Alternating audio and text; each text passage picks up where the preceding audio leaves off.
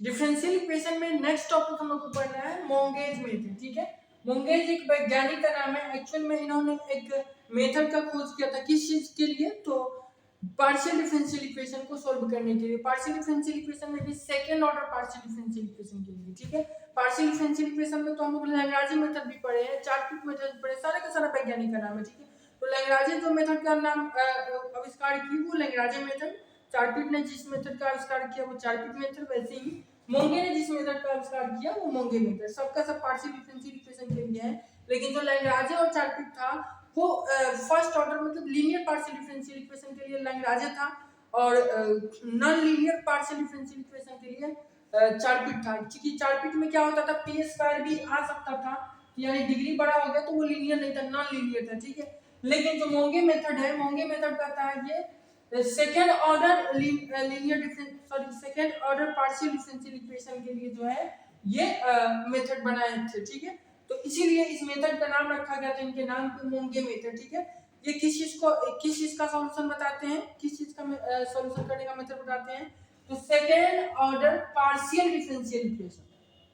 देखिए, second order differential equation का हम लोग मेथड पढ़ चुके हैं ऑलरेडी। सॉल्यूशन करने का 4 मेथड पढ़े थे, जिसमें बताया था आपको कि वेरिएशन ऑफ पैरामीटर इंपॉर्टेंट है, तो वो वाला चीज है। यहाँ पे ये पार्शियल डिफरेंशियल इक्वेशन में सेकंड ऑर्डर, यानी जो आप del z by del x पढ़ रहे थे बराबर पी, तो ये तो फर्स्ट ऑर्डर था ना।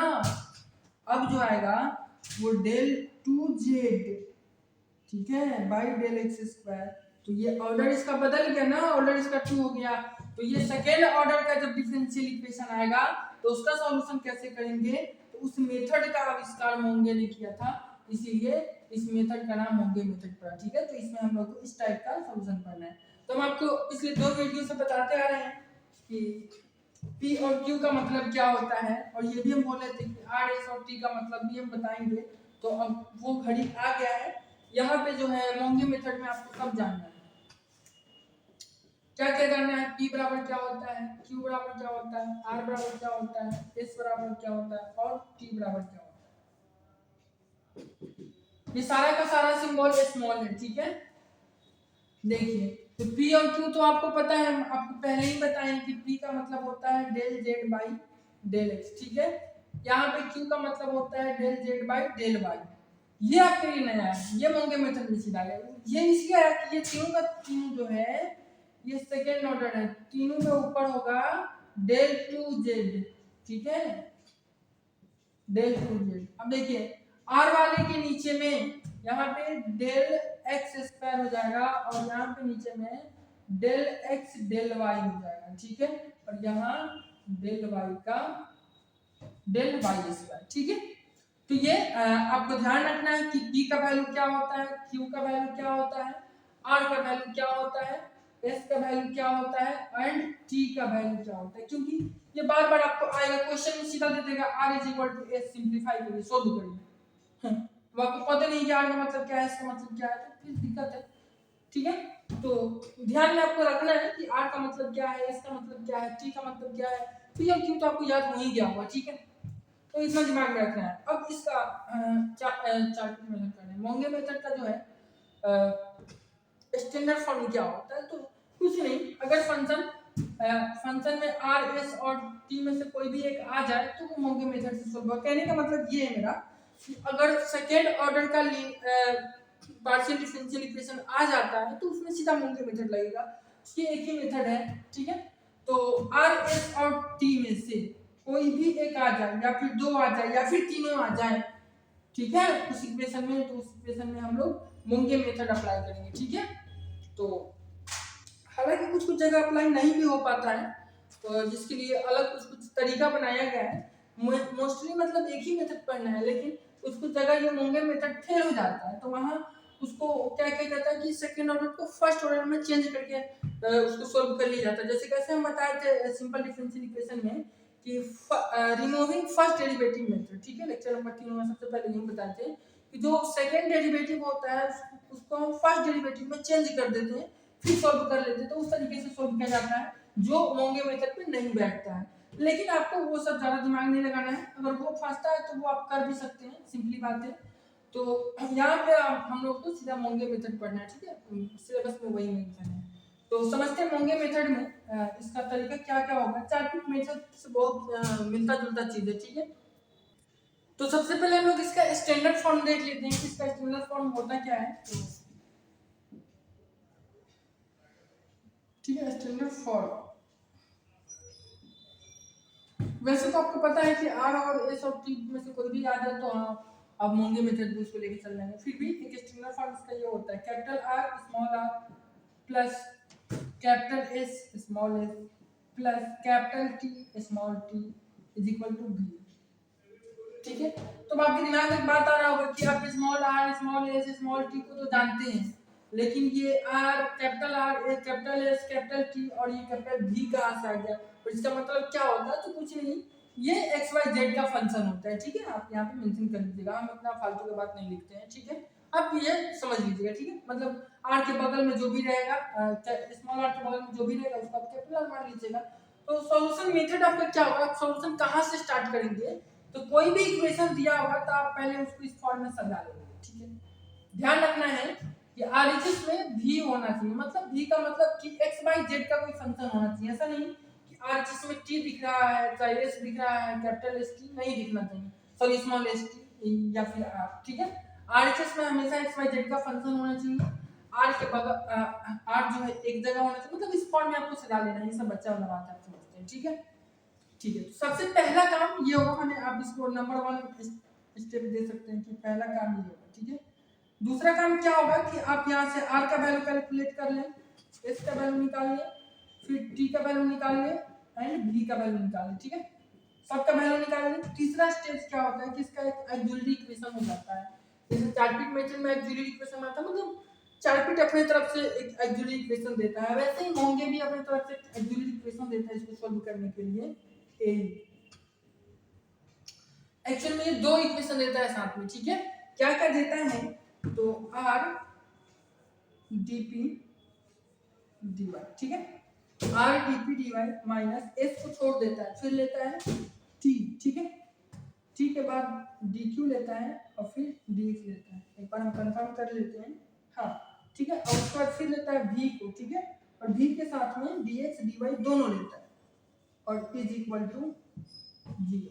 ठीक है, ये ऑक्सिलरी इक्वेशन नंबर 1 हुआ। ठीक है, ऑक्सिलरी इक्वेशन ये दो को देता है। ठीक है, एक पे एक फ्री, मतलब जो मोंगे है इसका दो ऑक्सिलरी इक्वेशन होता है, एक तो ये होता है, दूसरे में फिर यहाँ पे आर ही लेता है और यहाँ पे क्या करता है ना, डीपी को छोड़ता है और सीधा डीवाई लेता है,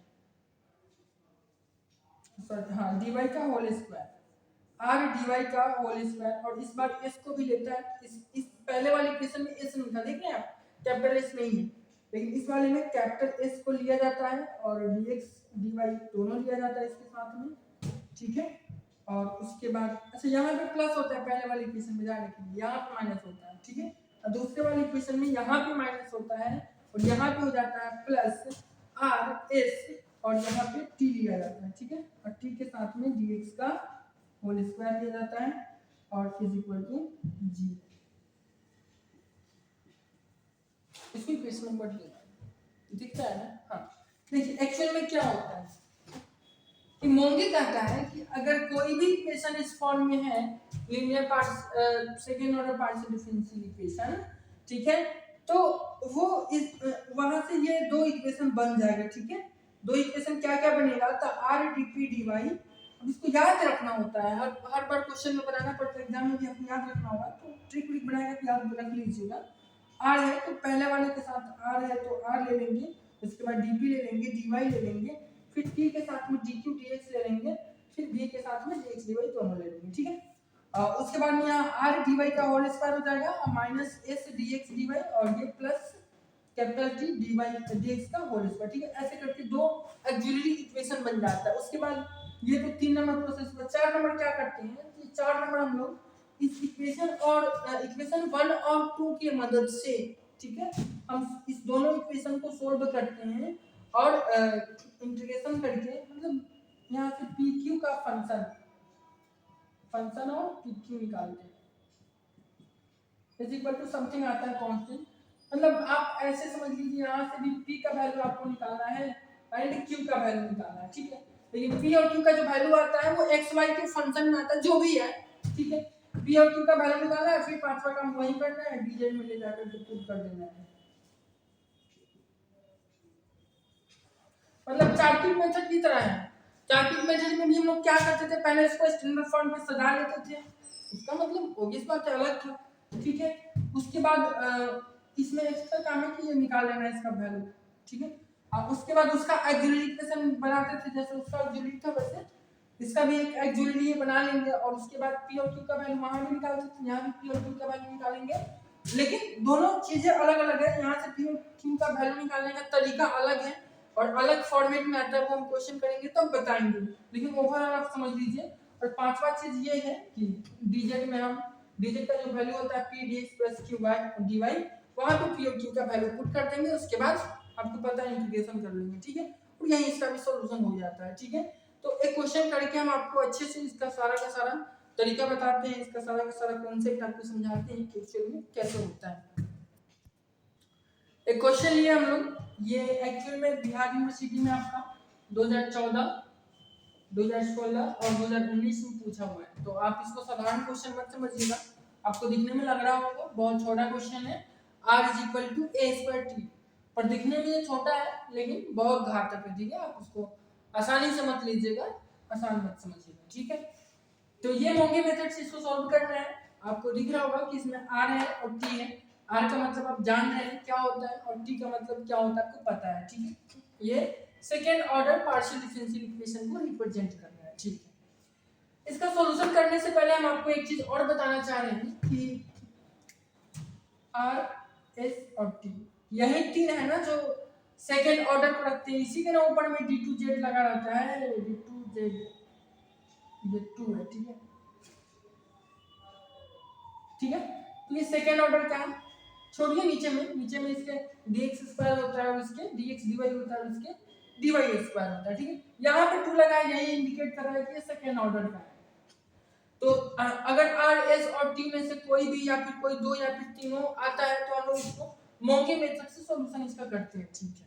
लेकिन एक चीज और हम आपको बताना चाह रहे हैं कि अगर इस तीनों में से कोई एक, जैसे मान लीजिए केवल r या फिर केवल s या फिर केवल t, अगर तीनों में से कोई एक ही आ जाए, दो नहीं है, तीन नहीं है, तीनों में से कोई अगर एक आए, बस केवल एक, मान लीजिए कोई इक्वेशन ऐसे r दिया हुआ है x² दिया हुआ है, तो इसको अगर सोल्व करना है तो हम बिना मोंगे मेथड की इसको सोल्व कर सकते हैं। कैसे कर सकते हैं, क्योंकि हम r की जगह पे यहाँ पे dp/dx लिख सकते हैं, ठीक है। r की जगह पे ऐसा लिख सकते हैं, कैसे लिख सकते हैं, क्योंकि r क्या होता है आप खुद बताइए, r बराबर होता है del2z/del x², ठीक है। और p बराबर क्या होता है, अब मतलब ये दो बार इसका डिफरेंशिएशन है, तो और हम जानते हैं कि p बराबर क्या होता है, क्योंकि p बराबर del z/del x होता है, ठीक है। तो अब इसको हम लोग दोनों तरफ जब डिफरेंशिएशन करेंगे तो del p/del x हो जाएगा, और इधर में जब इसका एक बार और डिफरेंशिएशन करेंगे तो del2z/del x² हो जाएगा ना। यहाँ से क्या निकल के आया, इसका जो वैल्यू है वो dp/dx है, del p/del x है, और इसको हम क्या बोलते हैं r, यानी कंक्लूजन ये निकला कि r del p/del x हो जाएगा, ठीक है। अब हम r की जगह पे del p/del x लिख लेते हैं, तो ये एक फर्स्ट ऑर्डर डिफरेंशिएशन हो गया, ठीक है। अब ये फर्स्ट ऑर्डर हो गया तो ये इक्वेशन बन जाएगा लीनियर डिफरेंशियल इक्वेशन, इसको ऐसे लिख सकते हैं del p/del x -x² 0, और ये लीनियर बन जाता है। मतलब अगर r, s और t में से कोई भी एक आएगा तो वो लीनियर डिफरेंशियल इक्वेशन बन जाएगा, ठीक है। और उसको हम लोग लीनियर डिफरेंशियल इक्वेशन की मदद से आसानी से सोल्व भी कर लेंगे।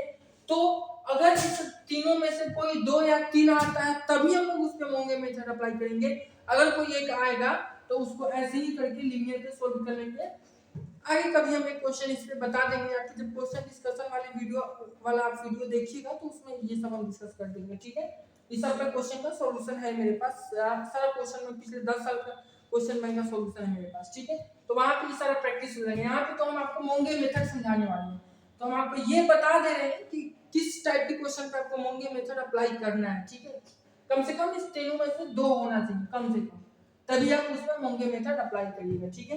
तो इसमें चूंकि आर है और टी भी है, दो है इसमें से, आर है और टी भी है, तब इसमें हम लोग क्या कर सकते हैं, मोंगे मेथड अप्लाई कर सकते हैं, अप्लीकेबल होगा। क्योंकि इसको लीनियर में बदलकर हम लोग नहीं बना सकते, ये भी बात समझते हैं, ठीक है। लीनियर में क्यों नहीं बदल सकते हैं, क्योंकि फिर ये टी को बदलेंगे और फिर आर को बदलेंगे, तो यहाँ डीपी है और वहां भी तो कुछ हो जाएगा, तो फिर वो लीनियर नहीं रह पाएगा, ठीक है। क्योंकि लीनियर में एक वेरिएबल होता है, दो वेरिएबल होता है, और यहाँ पे बहुत सारा वेरिएबल हो जाएगा, ठीक है। तो मतलब वो सीधी सी बात है, लीनियर पे नहीं बैठ पाएगा, एक अगर रहेगा तो हो जाएगा, ठीक है। तो अब हम लोग चलते इसको मोंगे से बनाते हैं, सोल्व करते हैं, ठीक है।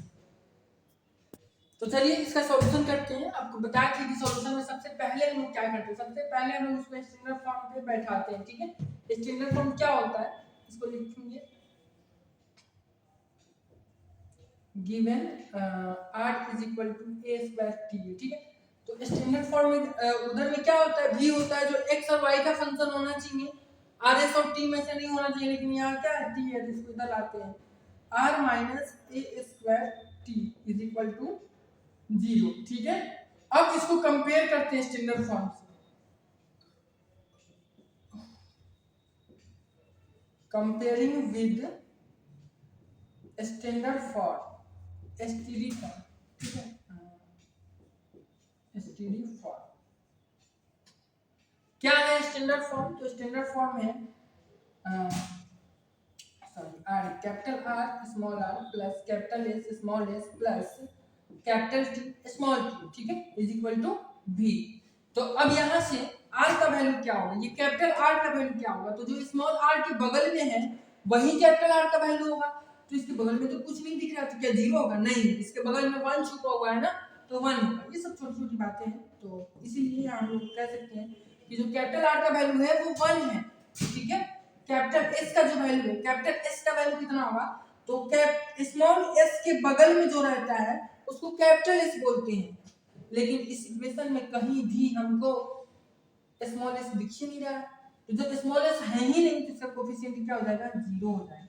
अच्छा, इसको इक्वेशन 1 हम नाम दे देते हैं, ठीक है, कोई आपत्ति नहीं होना चाहिए आपको इस वजह से, ठीक है। अब जो है कैपिटल टी का वैल्यू निकालना है, तो स्मॉल टी के बगल में जो रहता है वो कैपिटल टी होता है, तो स्मॉल टी के बगल में क्या है, माइनस ए स्क्वायर, तो कैपिटल टी का वैल्यू क्या हो जाएगा, माइनस ए स्क्वायर, और जो चीज आरएचएस में रहता है उसको भी बोलते हैं, तो भी बराबर क्या हो जाएगा, 0, ठीक है। यहाँ तक तो कोई दिक्कत नहीं होना चाहिए। अब बाय मोंगे मेथड, ठीक है, मोंगे मेथड से एक्जुलरी इक्वेशन क्या होता है मोंगे मेथड से, यहाँ पे आर होता है और डीपी यहाँ पे होता है dy, ठीक है, और यहाँ होता है प्लस आर के बाद एस को इसमें छोड़ दिया जाता है, टी होता है, यहाँ डीपी की जगह पे डीक्यू हो जाता है, dy की जगह पे dx हो जाता है, ठीक है, और यहाँ हो जाता है प्लस के बाद माइनस, और यहाँ हो जाता है v और dx dy is equal to 0, यही होता है पहला एक्जुलरी इक्वेशन, ठीक है। तो अब दैट इज यहाँ पे r का जब सेम वैल्यू रखेंगे तो r का वैल्यू क्या है, 1, तो 1 का तो कोई वैल्यू नहीं है, तो ये dp dy हो जाएगा, ठीक है। t का वैल्यू आप बताइए, t का वैल्यू क्या है, माइनस ए स्क्वायर है, तो ये माइनस ए स्क्वायर dq dx हो जाएगा, ठीक है। अब माइनस b का वैल्यू 0 है, तो ये सारा खत्म, लिखने की कोई जरूरत है क्या, नहीं है ना, क्योंकि ये सारा क्या कर देगा, 0 कर देगा, ठीक है। तो अब हम क्या करते हैं, इसको इक्वेशन नंबर 2 नाम देते हैं, ठीक है। एंड क्योंकि मोंगे मेथड तो मोंगे जो है 2 एक्जुलरी इक्वेशन देता है ना, तो ये तो पहला एक्जुलरी इक्वेशन था, ठीक है। अब दूसरा देखते हैं, तो दूसरा एक्जुलरी इक्वेशन क्या होता है, यहाँ पे हो जाता है r और dy का होल स्क्वायर, ठीक है, और माइनस इस बार s को लेता है, तो s जो है यहाँ पे क्या है, s का वैल्यू क्या है, देखिए s का वैल्यू है 0, अच्छा पहले एक बार लिख देते हैं, s के बाद ये होता है dx dy, ठीक है, अब प्लस उसके बाद होता है t, और यहाँ dy था तो यहाँ होता है dx, ठीक है, dx का whole square is equal to 0, ठीक है, यही होता है। अब r की जगह पे क्या करेंगे, 1 को रख देंगे, तो r की जगह पे यहाँ 1 हो जाएगा, तो ये dy का स्क्वायर हो जाएगा, ठीक है। माइनस, अब देखिए एस तो क्या है, एस तो जीरो है, तो जीरो है तो ये सारे को क्या कर देगा, जीरो कर देंगे, ये टर्म ही खत्म हो जाएगा। ठीक है, और टी का वैल्यू क्या है, टी का वैल्यू माइनस ए स्क्वायर, ये माइनस ए स्क्वायर और dx का होल स्क्वायर। ठीक है, अच्छा यहाँ से इज इक्वल टू ये जीरो है, यहाँ से हम इसको चाहे तो सिंप्लीफाई कर सकते हैं। क्या कर सकते हैं, सिंप्लीफाई कैसे, तो ये dy, इसके नीचे नहीं दिख रहा है, एक ये भी नहीं दिख रहा है, ये दिख रहा है ना, थोड़ा सा दिख रहा है। ठीक है, यहाँ पे लिखा हुआ है सीधा dy का होल स्क्वायर माइनस ए स्क्वायर dx का होल स्क्वायर। ठीक है, इज इक्वल टू जीरो। अब इस इक्वेशन को यहाँ से सिंप्लीफाई कर सकते हैं हम लोग ऐसे, ये dy का होल स्क्वायर है रहने देते हैं, माइनस ए dx का होल स्क्वायर लिख सकते हैं, क्योंकि दोनों अलग अलग का होल स्क्वायर है, दोनों एक साथ का होल स्क्वायर हो जाएगा। ठीक है, अब ये a square minus b square की तरह दिख रहा है, तो ये a plus B into A minus B हो जाएगा।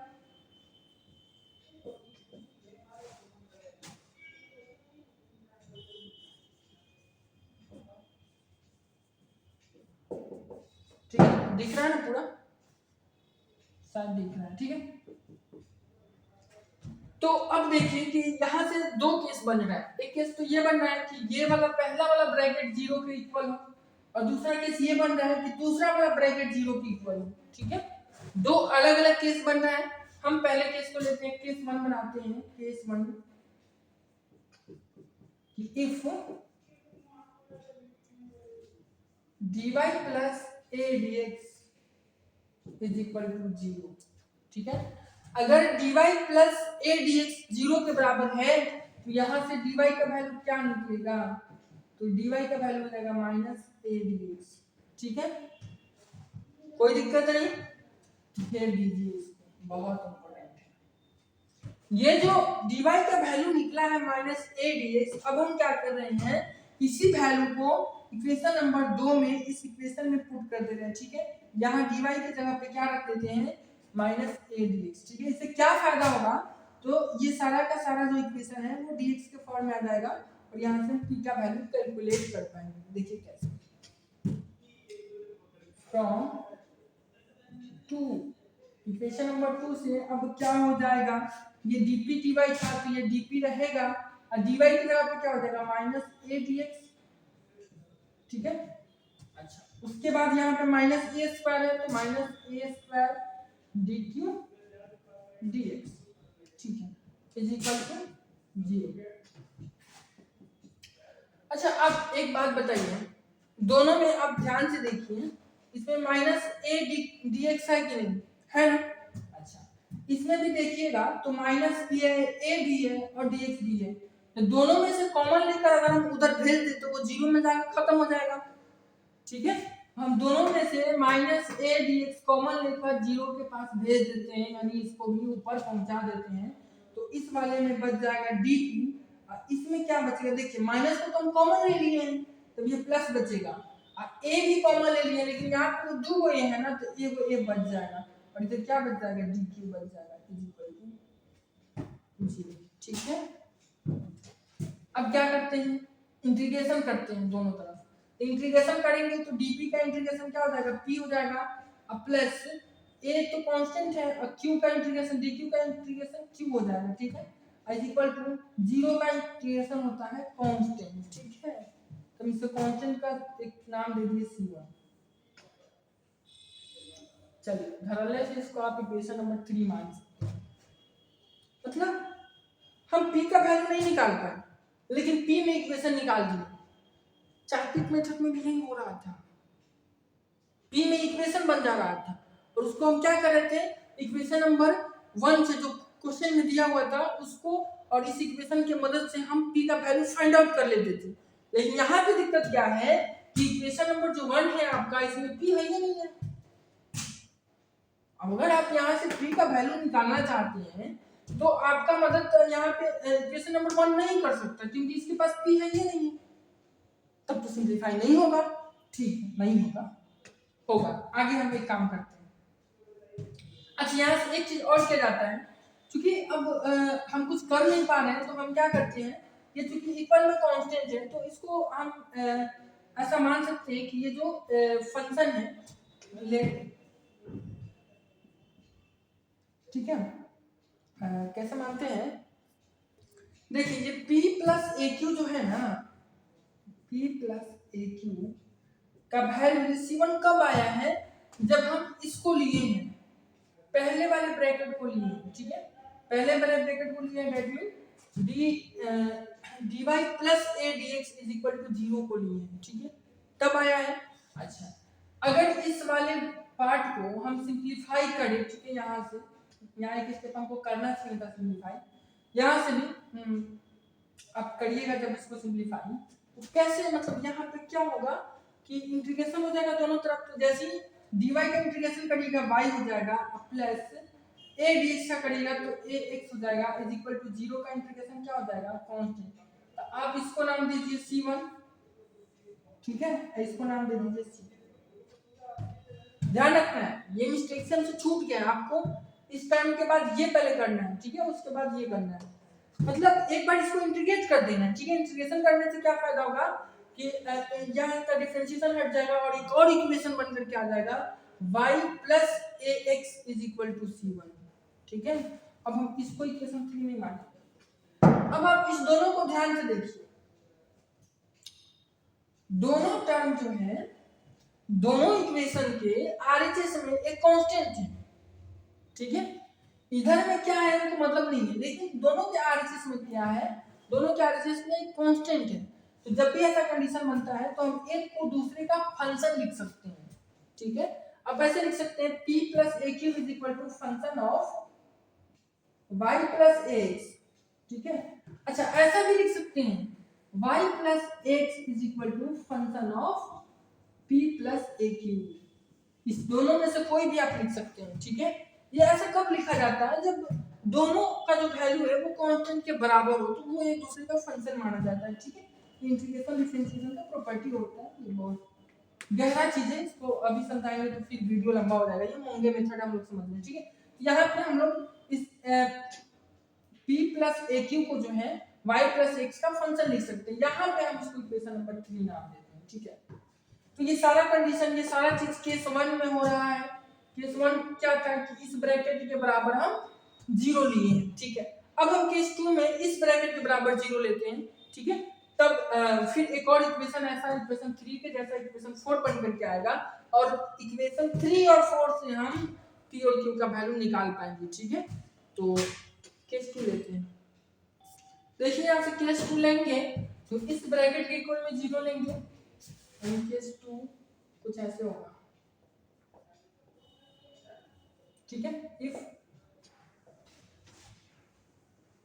dy minus A dx is equal to 0, दोनों तरफ इंटीग्रेशन कर देंगे तो यहाँ से y माइनस x का जो वैल्यू है वो C3 के बराबर आ जाएगा, यानी दोनों तरफ हम क्या किए, इंटीग्रेशन किए हैं तो डिफरेंशिएशन हट जाएगा, तो y minus x is equal to, चूंकि C1 C2 हम पहले से मान लिए तो यहाँ पे कोई दूसरा कांस्टेंट C3 मान रहे हैं, ठीक है। अच्छा, अब यहाँ से आप dy का वैल्यू भी निकाल सकते हैं, dy is equal to minus x जो है इधर आके क्या हो जाएगा, plus ax, sorry a dx, ठीक है, ठीक है। अब फ्रॉम इक्वेशन नंबर 2 जो ऑक्सिलरी इक्वेशन में था, इक्वेशन नंबर 2 में क्या करेंगे, अब हम dy is equal to x रखेंगे। इससे पहले क्या किए थे, इससे पहले हम इक्वेशन नंबर 2 में जो है dy की जगह पे माइनस a dx रखे थे, अब क्या करेंगे, प्लस a dx रखेंगे, ठीक है। तो बस यहाँ माइनस की जगह प्लस हो जाएगा, तो इक्वेशन हो जाएगा dp और a dx, ठीक है, अब minus a square dq dx is equal to 0, ठीक है, ये इक्वेशन बनेगा।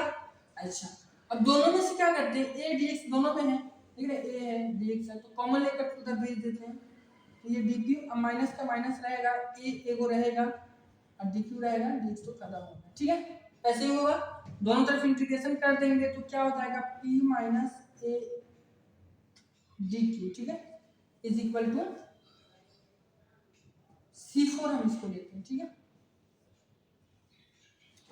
इस दोनों चीज को ध्यान से देखिए, जैसे पहले बताए थे, दोनों क्या है, कांस्टेंट के बराबर है, तो दोनों को एक दूसरे का फंक्शन हम ले सकते हैं, तो let p minus A Q is equal to function of किसका फंक्शन होगा, y माइनस एक्स का, ठीक है। इसको इक्वेशन नंबर 4 नाम देते हैं, ठीक है। अब इक्वेशन नंबर 3 और 4 से p का वैल्यू बड़ी आसानी से निकाल सकते हैं। तो सोल्विंग 3 एंड 4, ठीक है। 3 और 4 को जैसे आप सोल्व करिएगा तो p और q का वैल्यू निकल जाएगा। देखिए दोनों को अगर दोनों इक्वेशन को हम ऐड कर देंगे तो ये एक क्यू कट जाएगा, क्योंकि एक माइनस में प्लस में है, तो यहाँ से 2p हो जाएगा और उधर में दोनों प्लस हो जाएगा, यानी यहाँ से जब आप p का वैल्यू निकालिएगा तो अच्छा आप इसको f1 नाम दे दीजिए और इसको f2 नाम दे दीजिए, ठीक है। तो p का जो वैल्यू आएगा वो f1 के साथ में क्या ये भी लिखना है y प्लस एक्स, ठीक है, और plus f2 y minus x,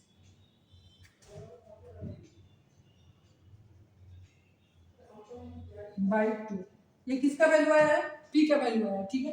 वैसे ही q का भी वैल्यू आएगा, q का वैल्यू कितना आएगा, तो ध्यान देने वाली बात ये है कि q का जब भी हमको वैल्यू निकालना होगा तो घटाएंगे, ठीक है, सब्ट्रैक्ट करेंगे तो p कट जाएगा और -2a हो जाएगा, ठीक है।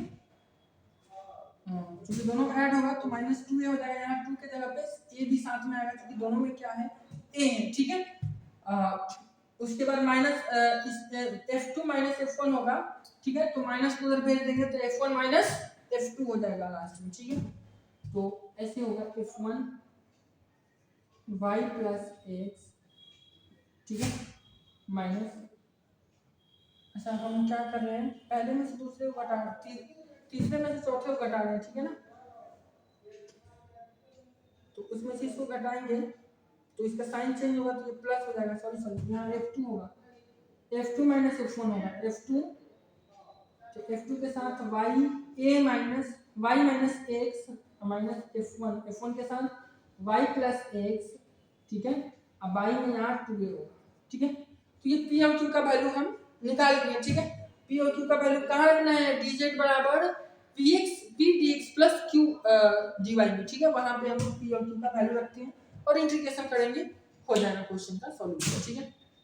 ठीक है, तो हम लोग p और q का वैल्यू पुट करते हैं, तो चूंकि हम लोग जानते हैं कि dz is equal to p dx plus q dx dy होता है, ठीक है। तो यहाँ पे p और q का वैल्यू कितना रखना है, इतना रखना है, ठीक है। तो p के जगह पे ये पूरा फंक्शन रखेंगे 1/2 और f1 कितना है, अच्छा पहले सजा करके लिखते हैं, क्योंकि नीचे वाले में f2 पहले है तो इसमें भी f2 पहले लिख देते हैं, ठीक है। f2 y माइनस एक्स, ठीक है, अब plus f1 y plus x, ठीक है। ये पूरा का पूरा p का वैल्यू है और इनटू इसके साथ में है dx, ठीक है। अच्छा अब q का वैल्यू लिखते हैं, तो q का वैल्यू यहाँ से 1/2a, ठीक है,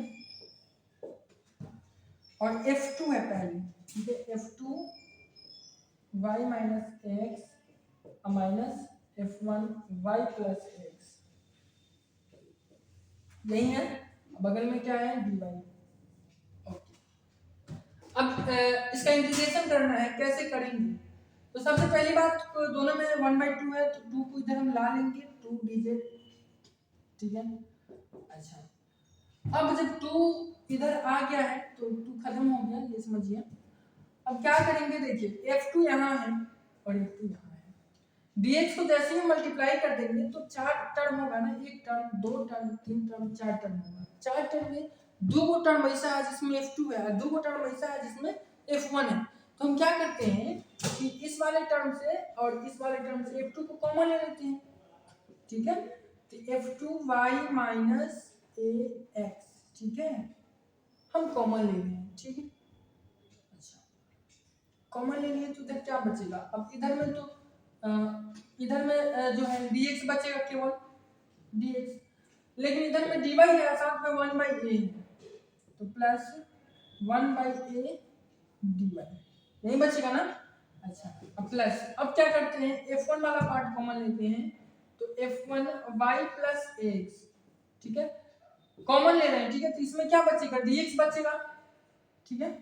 उसके बाद इसमें क्या बचेगा, सॉरी इसमें माइनस बचेगा, ठीक है। F1 वाले में यहाँ माइनस है तो माइनस, अब 1/a बच रहा है क्योंकि 2 तो उधर चला गया है और यहाँ पे हो जाएगा dy, यही हो रहा है। अच्छा एक काम और करते हैं, 2dz is equal to F2 y minus ax, ठीक है। ये 1/a है, इसका एलसीएम करेंगे तो यहाँ पे ये a dx प्लस dy, अब बाई में a हो जाएगा क्या, इसका एलसीएम ले रहे हैं तो बाई में a हो गया तो यहाँ पे a dx होगा, यहाँ पे dy हो जाएगा, ठीक है। वैसे ही प्लस यहाँ पे F1 y प्लस x हो जाएगा और यहाँ पे a dx माइनस dy, ठीक है। अब बाई में क्या हो जाएगा, a हो जाएगा, कोई दिक्कत नहीं होना चाहिए। दोनों के बाई में ये है, a इधर आ जाएगा, 2a dz। क्या कर रहे हैं हम, ऐसा कुछ कर रहे हैं ताकि हम इंटीग्रेट कर पाए, देखिए क्या होता है एक्चुअली। अच्छा हमको ऐसे बनाना है कि इस फंक्शन के अंदर का डिफरेंशिएशन बगल में मौजूद हो, क्यों हम ऐसा क्यों कर रहे हैं। अब ये समझिए कि अगर आप कहते हैं कि fx का जो डिफरेंशिएशन होता है वो f डैश x हो जाता है, लेकिन ये कब होता है, ये बात भी समझना पड़ेगा कि ये होता कब है। एक्चुअल में आप ये कहते हैं कि differentiation of fx is equal to f dash x, लेकिन यहाँ पे ध्यान देने वाली बात ये है, ये तभी वैलिड है जब इसके अंदर में x हो। क्यों, क्योंकि x का डिफरेंशिएशन 1 होता है और 1 इसके बगल में मौजूद है। लेकिन अगर हम आपसे कहें कि differentiation of fx square by dx बराबर क्या होगा, ठीक है, तो अब सीधा कह दीजिएगा कि f डैश x स्क्वायर होगा, लेकिन ये गलत हो जाएगा। ऐसा तभी होगा जब इस x स्क्वायर का डीसी यहाँ पे बगल में मौजूद हो, ठीक है। तो यहाँ पे आपको इसका डीसी रखना पड़ेगा 2x, तब जाकर आप इतना लिख सकते हो, ठीक है। अब ये सही हुआ, ठीक है, क्योंकि फंक्शन के अंदर जो x स्क्वायर है इसका डीसी बगल में मौजूद है 2x, तब इसका जो डीसी हो जाएगा सीधा a प्लस x हो जाएगा, ठीक है। तो वही बात यहाँ पे भी अप्लाई होता है, इंटीग्रेशन में भी वही बात अप्लाई होता है कि उसका जो डीसी है वो बगल में मौजूद होना चाहिए,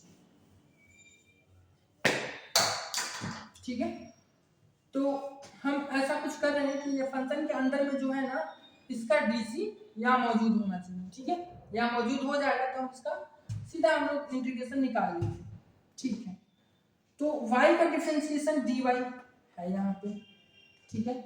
माइनस x का डिफरेंशिएशन देखिएगा, माइनस x का डिफरेंशिएशन क्या होगा, माइनस a dx होगा, लेकिन यहाँ पे क्या है प्लस a dx है। ऐसा कैसे हो रहा है, एक मिनट, कहीं गड़बड़ तो नहीं हो रहा है ना।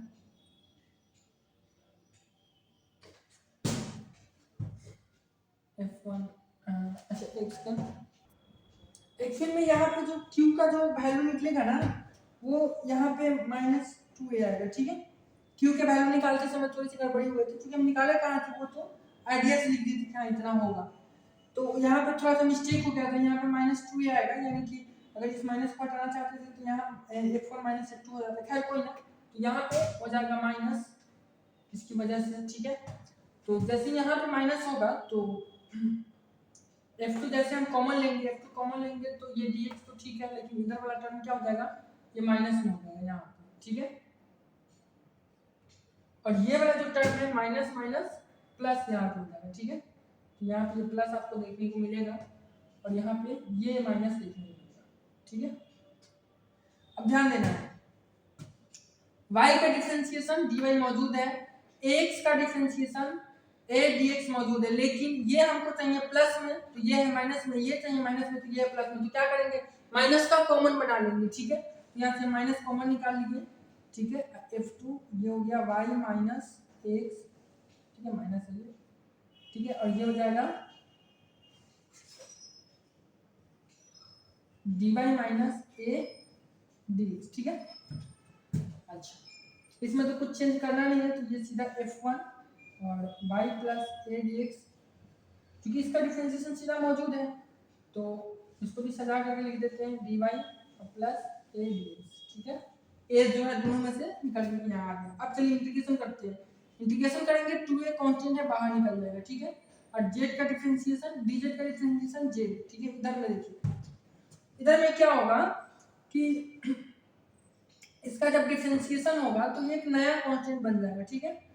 इसका चूंकि अच्छा एक बार लिख देते हैं इसको, ठीक है। पहले f वाले को लिखते हैं, f1 वाले को लिखते हैं, तो f1 और y प्लस ax, ठीक है, और dy plus a dx minus integration of f2 y minus x into dy minus a dx, ठीक है।